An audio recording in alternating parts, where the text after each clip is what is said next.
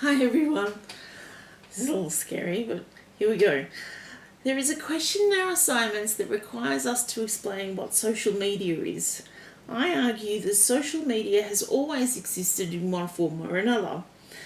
From the first time that prehistoric man depicted a horse in a cave, or in American Indians' smoke signals, sending instant information over great areas, to yelling into a giant yellow receiver at a late night telephone call to relatives in Canada. Some of you may remember doing that, some of you may not.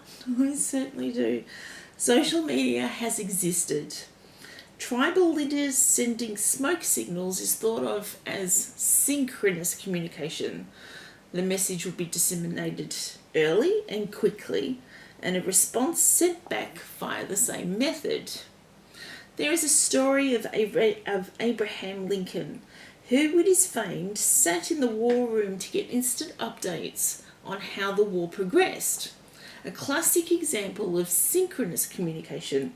Messages sent to the war room were read and responded to almost immediately. Asynchronous, however, for example mail, or its current terminology snail mail, is information sent by the author's earliest convenience, delivered by a beleaguered postman, and read by the recipient, not often while sitting on the toilet with a smartphone in hand, but at a leisurely pace, and quite often with tea and cake. A family affair was created for the letter that was sent 3 months ago from the Australian outback to London. Imagine now then, not being able to send a text to your school buddy to say that your bae may or may not have smiled at you, or that the picture that you took of 3-year-old Jane, who in your care fed herself for the first time, but unfortunately when the pictures were developed, her eyes were closed. So, social media, what is it? It's a global way to communicate with, to, everyone instantly, simply, and with little fuss. It allows us to communicate often, develop relationship, open up roads that culturally did not exist. It consolidates understanding, creates a depth of knowledge that can be disseminated to millions of people rather than just one or two. It contributes to understanding the individual, whilst unfortunately, yes, allowing the seedy underbelly, or I believe they're termed trolls, to exist.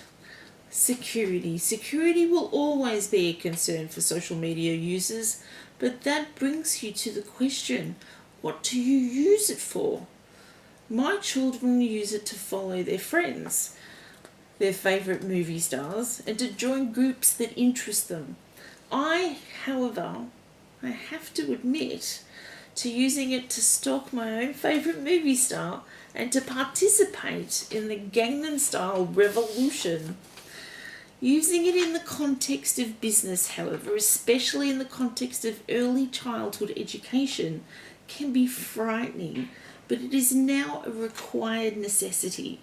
Advertising and networking your business must have an online component in order to compete with the current market. Pictures of children playing are often,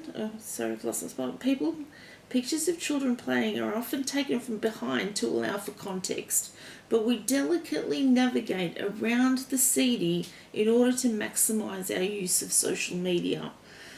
I personally look forward to see where we go from here, what's next, and who else in my friendship group will drop their smartphone in the toilet whilst on social media.